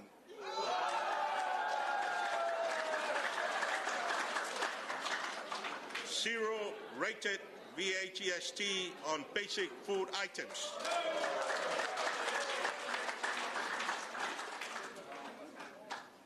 Fofuaina pe se fulu ono miliona tala le vaenga lea. Whaamutaina la fonga whae atu i mea ai masani e pei o moa, e leni, a raisa, whalaomata, susu, e a maisi tau mapa pena. Mo le tui titia o le tau o le soifuanga. O nei whaamoemoenga uma o le ama whai o na whaatino o le Hero PP, i to tonu o le sela waso, pe a whai e to e tusi au Samoa le whainga palo tolu manei, i la tau te taita ia le atuno o. E mau ese fina ngalo le atunu i le tu ai ngā whai ngā mālo mani taita i e tūla i mai, mo le isi lima tausanga i taita i le atunu o. O nisi sao lātou whaailoa o i lava le whai ngā mālo i tūla i mai, i alo lofa i le atunu o. O nisi sao lātou whaailoa, o ni taita i malolosi matoa, ai o nisi sao lātou whaailoa, e mana o mia se whai ngā mālo i alo lofa ma whaatau nua lātou whalafulanga. Launga mano mga onga rei ia ka fia maua se whai ngā mālo lelei ngā iluma mo le luma ngā elenga karkami arkami asau. Ke mga atula i misi whai ngā mālo alo lo whakangaka le aku uma mālo whai kangaka le aku wa kele ia le makiva maraka ngakao le soifuanga le wai ngi Samoa. Yo ke mga ola i se whai ngā mālo e alo lo whakangaka ma whamoe le ali inea uma. Ai mana o mia taimi ne se whainga mālo se fitinga ma se whainga mālo e tū mau ma tau awera na wa tau lea whaawai le tua Samoa. Ia tau sisira iai langa o le wata o le whaawai Samoa i le tua. E ro whaawai i sisi mea po se o ngala autu lou po se maa. O le whaawai o le whaamoa le tua ia tātou. Yo le tatou malolosi voi la talo i le tua mo manu ia o whanau mai. Le hai fōa i mai. Ai pei o se whainga malo le mna o mia temine. Se whainga malo se au tū mau. Ma se whainga malo wha maoni i le tua. kuai o le ale whainga malo kako iai. Ia o le ngā, ile ise sie whaapea a me au kasi ise pule ngā whainga. Ia kako kasi le pule mai le langi. Anga o ia pule ao ia Samoa, o ia fo e pule a Samoa. Le ala whainga malo e kofia le atua. Ia kako malie iai o le ngā. Ai le whaapea fo ila avea ngai whainga malo mangi mea ese a iai Samoa. Samoa ia e kasi ia. Se o ke manga o se kai funga le ku le amio kong. Pau ngau le mea leu ke ngau iai. Ia ku lai mai. Se kai e amio kong o ngā whai unga. Mai amio kong whai unga tai. E o umma ia le atunu. Ma e kupu le fia. E tupu le fia pea e whaia le mea. I le amio tonu ma le sao. O te mana o se whainga malo e awa mamata ui le atua. Whaia whai unga tonu masao a wale. Alwalu ilu mo le tatou watu nuu. Ia o se whainga malo e whaatino ala tau wholafolanga. Ai le o se whainga malo na o wholafolanga i upu matala. Ia ai le o le leino na whaatino ina. O te mana o mia fo i se malo. E alo lofa ma wha maoni tangata nuu. Ia o se palota fo i se sui e tūlai mai. Ia e savali ana wholafolanga uma e whailo nei tū malo. Ai awole kūmai loa ianga e alua leo o e aki ai mākou. O le te minei o lo whaanga solo pia whaalau loa vaenga whaapu whai. Ia lātou ana watau mō le whainga palo tolo manei.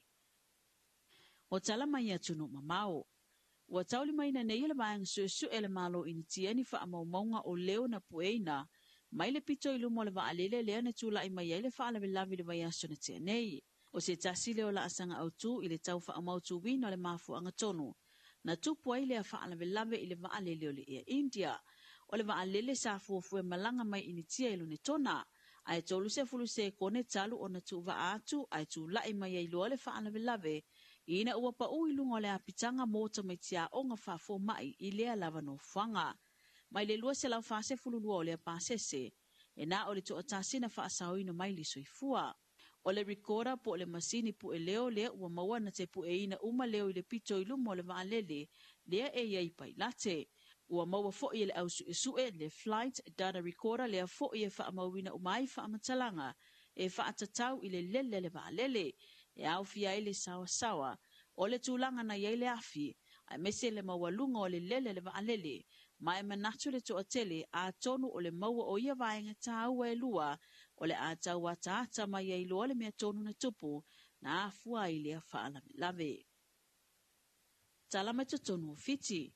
Ua whaanga solo i fiti le whaamasinonga titei e whaasanga i whala au whaasaina ma ua maua ili silia ma le wha tonu le whala au whaasaina le aisa. Whai mai a whaatawina pe ama le 2 biliona tā la fitilo na tau. Mai lea su enga na whai nadi. Na tūtula i e tangata e to o fitu luma le whaamasino le vai aso taluai mōlianga e whaatatau i whala au whasaina. O le tūlanga na mata i tuina le lei e le to a tele mai le whaamasino le vai aso taluai. O awala na whaatino ai le au mai o whala au whasaina le atunuu. E meso mesa whaongaina. Wa se la fia le to a tele le whaatatelo le nei whaafitauli. E le ngata e fiti ai o isi atunu o le Pasifika. E o ile ono se fulu moli mau o lea whaamasinonga o lo o whanga solo. O tātou telefona, manu e tele whi au mga lueng wana nei aso. Whaafafonga i telefon wale si ufafonga o Samoa le 2AP. I lunga o anala leo 5 fase fulu amo.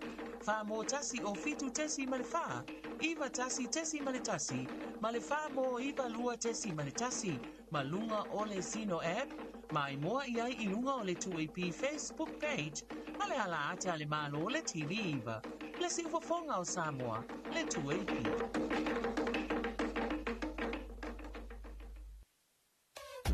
Le wala leo numero tasi Samoa. 2AP le si ufofongo Samoa. Vala au mai le vaenga le maketi. Mo sau whaala wiloa e fia whaia i se tau whaamali loto. Maua le whamama avenga. Mo oe malau businessi. Ua soo ai Samoa. Amerika Samoa, Tokelau, malelalolangi atoa. Iana ala leo a mo 5 whao. Wha mo iwa tasi tesi male tasi. Iwa lua tesi male tasi. Le tasi o fitu tesi male wha. Vala au nei loa i le telefoni. Valu wha lua ono tasi tasi fitu ma whaafesili mo le vaenga o whaalau iloa. 2AB, le si ufofongo Samoa, numero tasi.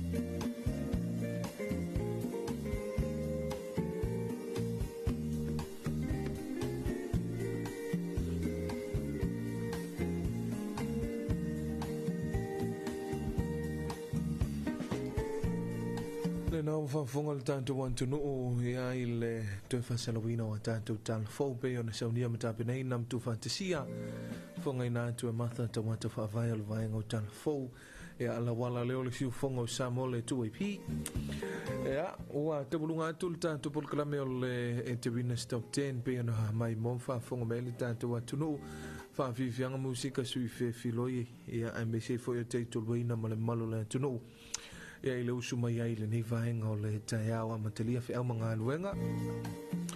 Ia a me se foi le nape o na toe whafonga mai le atuno e le toe whasalawina o tātou tāna fau. O lea ua 20 minute mo te eile itu lai valu ia i le nei vaenga o le tae au. Wha malo le usu, malo le tātou atuno.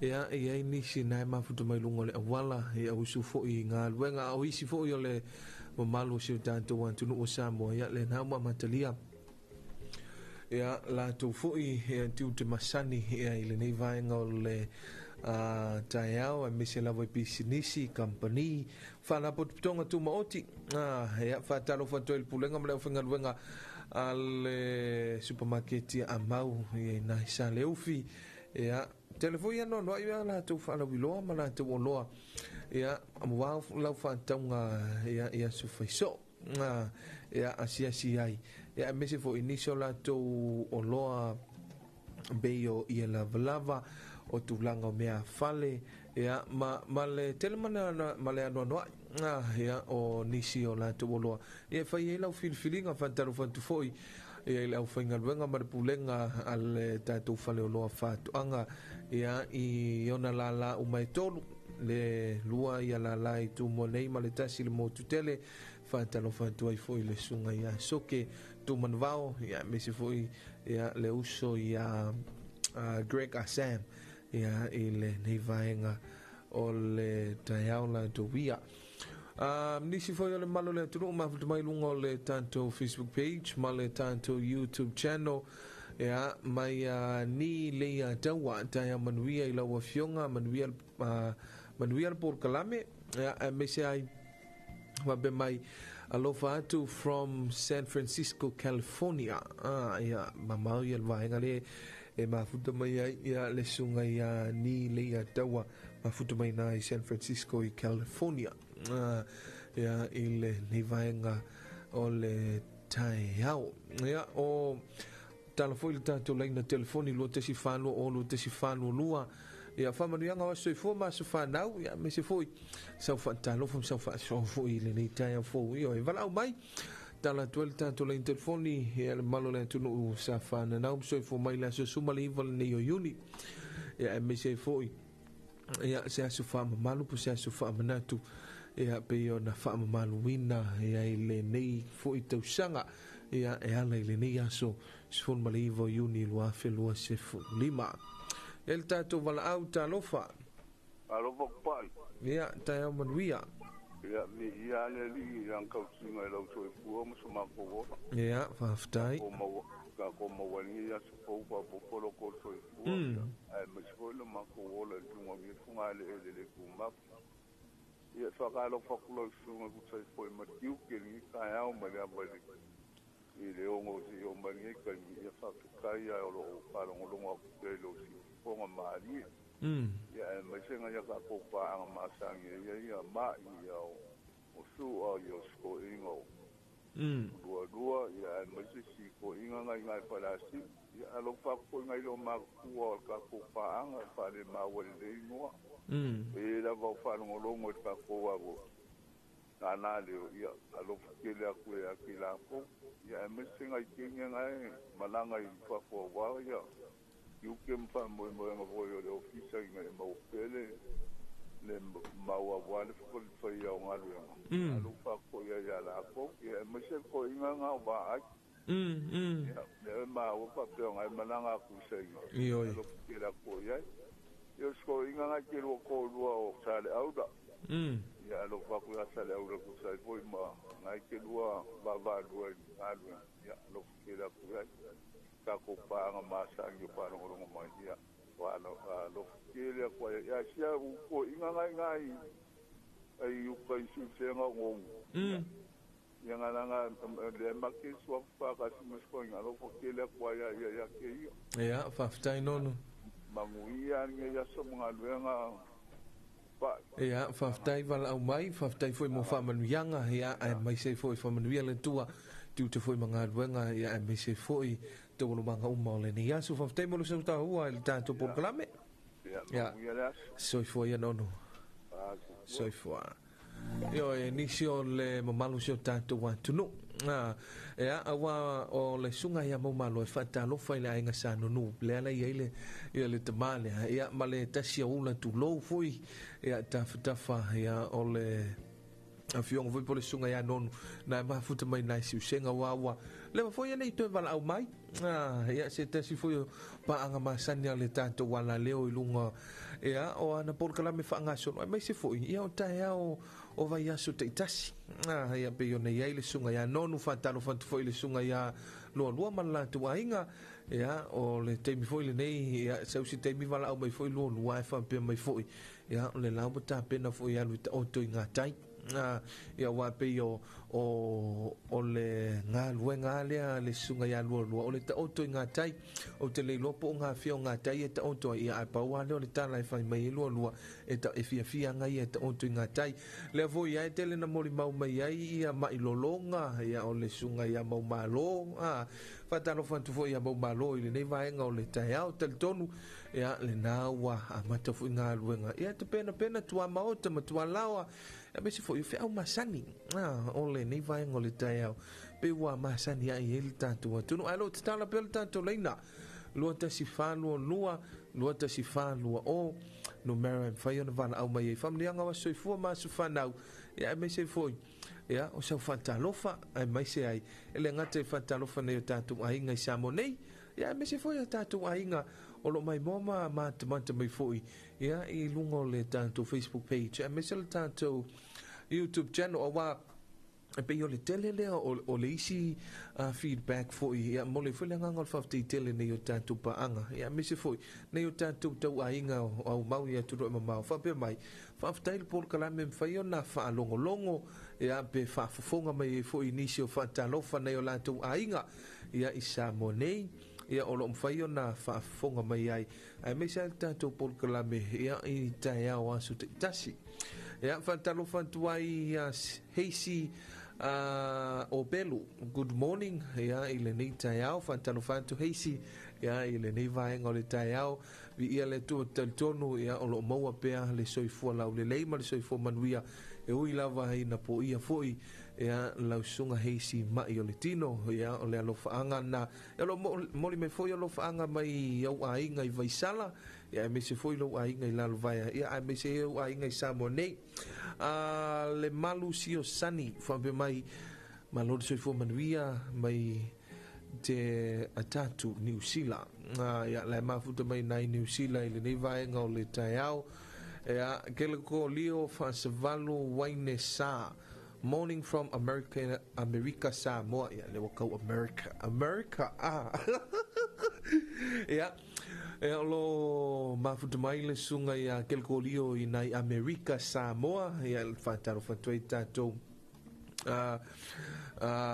motu isisai ya tutuila mamanua ya ile nei vai ngol le taiao tel tonu ya o lau fato a maleifo mai fanunga le nei le taiao o le asolulu ya le mo tofi tato ya isamo nei fantano fantu foi tano fani ile motu tokelau tafu ya mese foi ya o ni o motu foi o le tato maloi tokelau fa malole on sai malo foi il tawata il nei taiao ya mese fantano foi inicio le malo sio tato watu ya ile nei vai ngole tai o le na wosu i tiu te foi ia mga luenga pale fia ngai ai ia ile nei tai fo man tolo tala pel tanto le ina luta si fanu o luta si fanu lua io e vala au mai tanto tala noa i lunga foi le tanto por klame le talo fa Samoa pe foi ona ia ile nei vai ngol tai au ia fa talo fatu ia Patricia Matafili Pepe Don Moimoso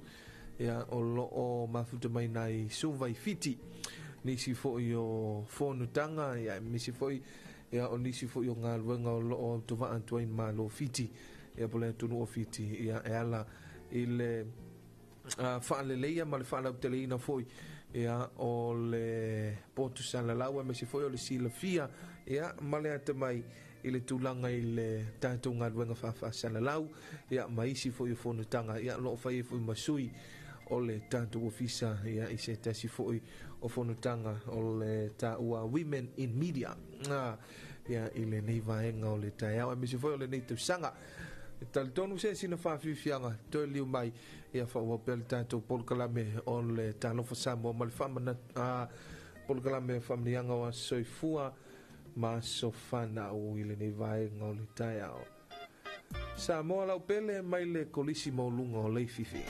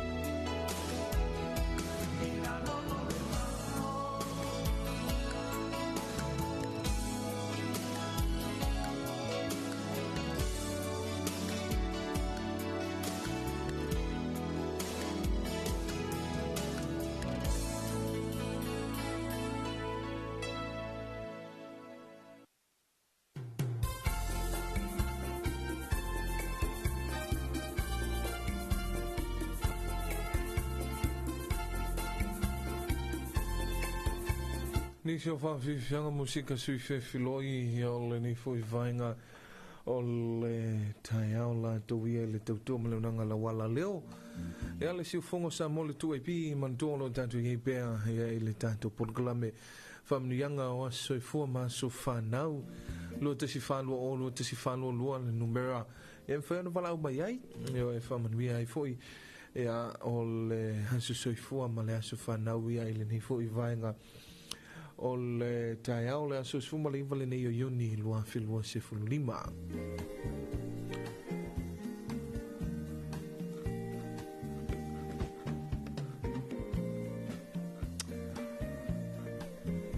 Mo ana pole na whai eile ta alunga fwy lea le State of Origin.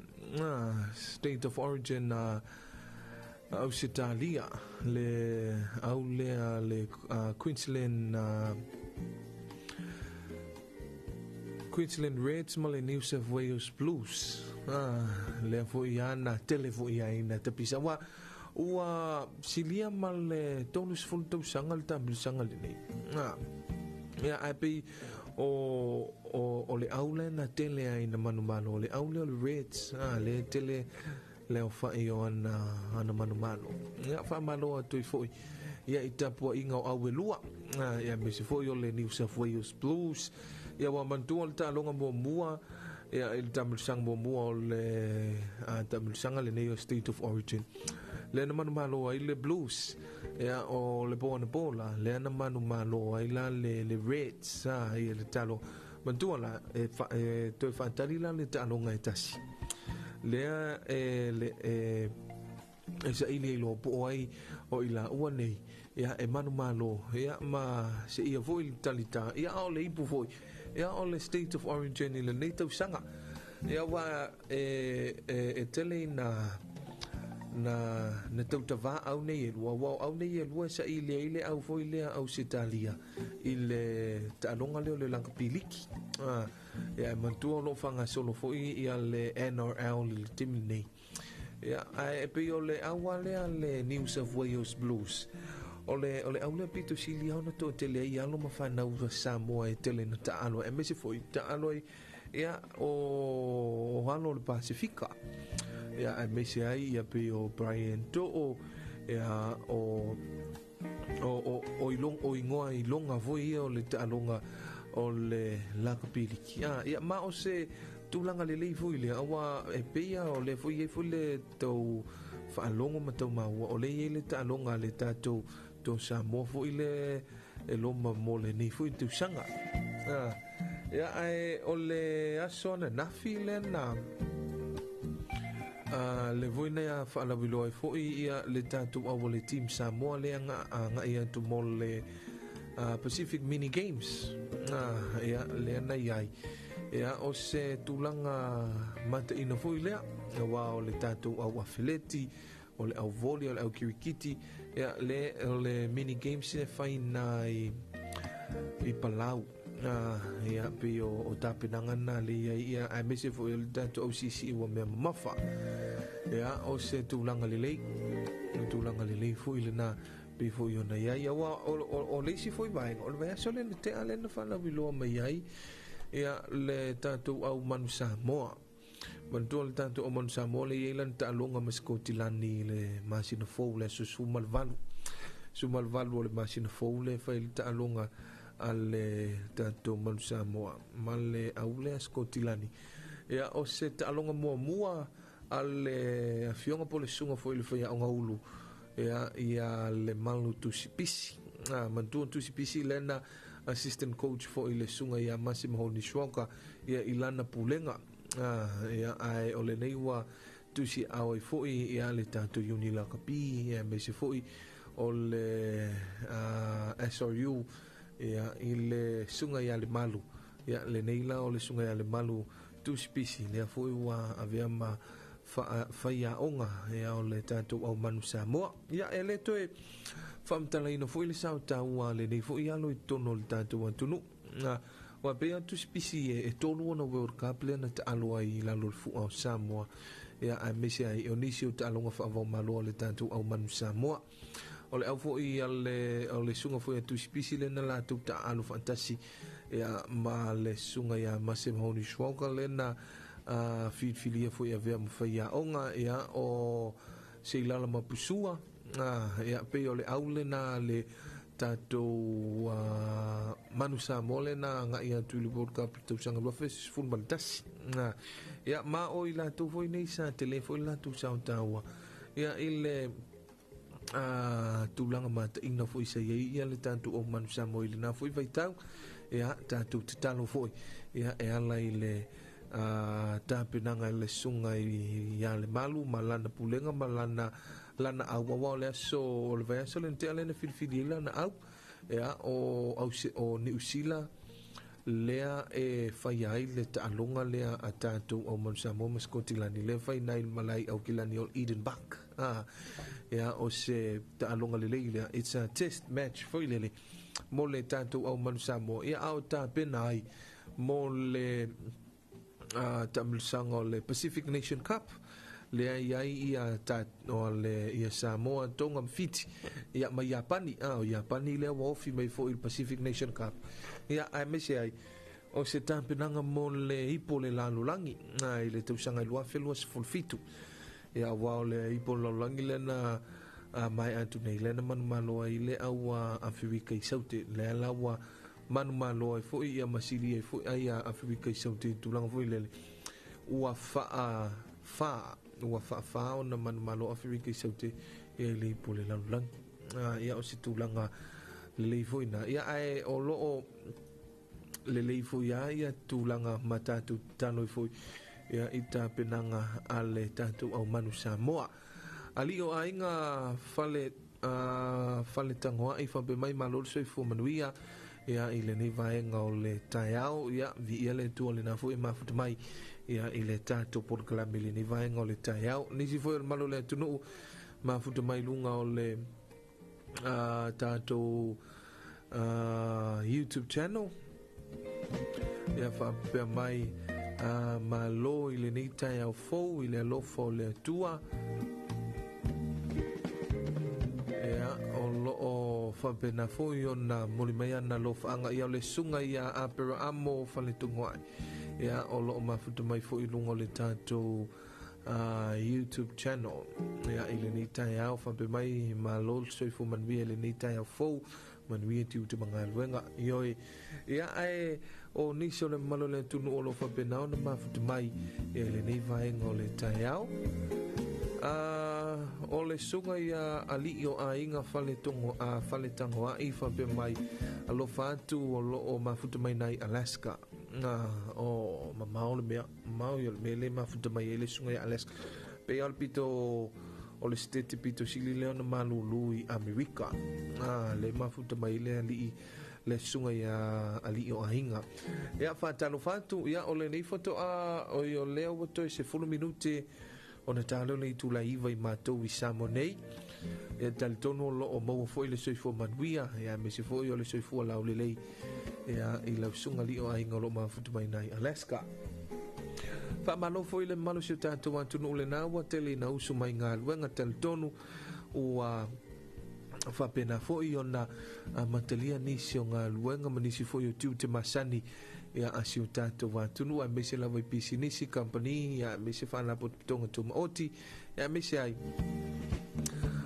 o nai whanau pe o na whiangai ai ma o ngai le nei foi aso fou ma le nei taia fou ma le nei vai aso e ala I ala tau suenga whamanuia tele lava le tua I suenga nei whanau e le whaingofie foi ia le tapenanga nei whanau I ala tau suenga e mese foi o le pito la aua whaia onga ia wo mai foi le si ui ma le tawalunga o le tato polkalame o le talofa Samoa le nei vaenga o le taeao ia aso foi malu vai poenga I au tu finangalo ia I le mai moa ma le whafonga mai le tato wantuno ia tūlanga I le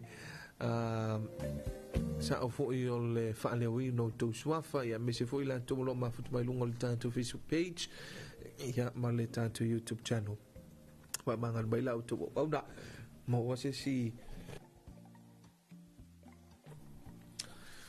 wase si filo inga le tato por kalame ia I le nei vaenga tato por kalame o le talofa Samoa ia I le aso atai au ia le lufa mleanga le leo le tua ia ai whamanui tele ia le tua e ala I tiu te fui mga luenga o le awhianga ie mon tātua tunu mantua tala iwa tātua pon kalame o le amino tātu talfou mai le ngana whaperatania mai le tio whawau malua New Zealand manui tele ia tiu te mga luenga o le awhianga ie mon tātua tunu